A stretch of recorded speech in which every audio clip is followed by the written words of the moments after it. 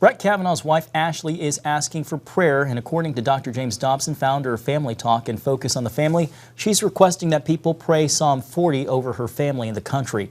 Praying for the Kavanaughs is something Dr. Dobson and his wife Shirley have been doing for weeks. CBN's David Brody recently sat down with Dr. Dobson to discuss the current political climate in America.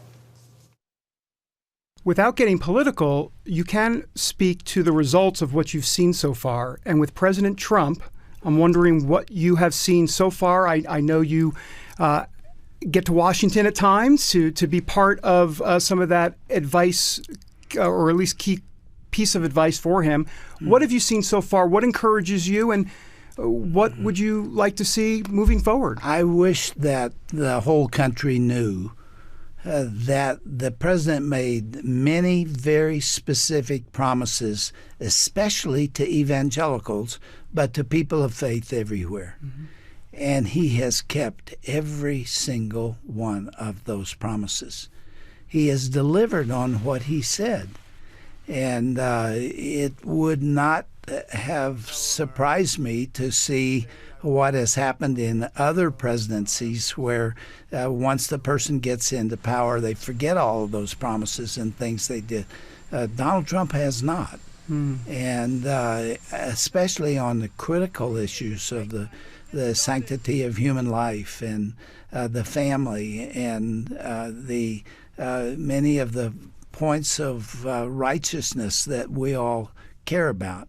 Now you've led me into saying more than I wanted to say, but I tell you, I do have some deep appreciation there. I want to ask you one last question. It's something you mentioned in your newsletter. There was a quote about malice towards none, and maybe you can give the context of that. But the malice towards none quote struck me because of the political environment that we're in, and everybody gets a bit hot-headed at times on both the left and the right, conservatives and liberals. There's no perfection. Right. So what do you want to say to folks that, especially in the evangelical base, who want to fight strongly for Judeo-Christian principles, but also can lose sight of maybe the greater good, the greater goal here? It's got to be done in the context of the Christian faith.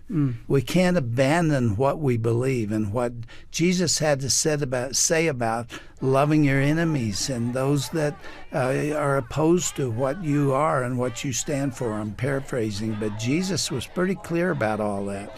And it goes back, as you said, to the Civil War again, where at the end of the Civil War, there was such anger. You can imagine 600,000 men died in that Civil War. And there were those in the North on the victory side that really wanted to hang them all.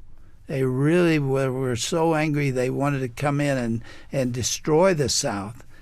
And Abraham Lincoln knew that was not right. And I ended my letter, I've got it in front of me, if you don't mind, that if you go to the monument, the Lincoln Memorial Monument, you find these words from the second inaugural address. Listen to this. After all that hate and killing and destruction, he said, with malice toward none, with charity for all, with firmness in the right as God sees us to see the right, let us strive to finish the work that we're in, to bind up the nation's wounds, north and south, and to care for him who shall have borne the battle, and for his widow and his orphan, to do all which may achieve and cherish a just and lasting peace among ourselves and with all nations.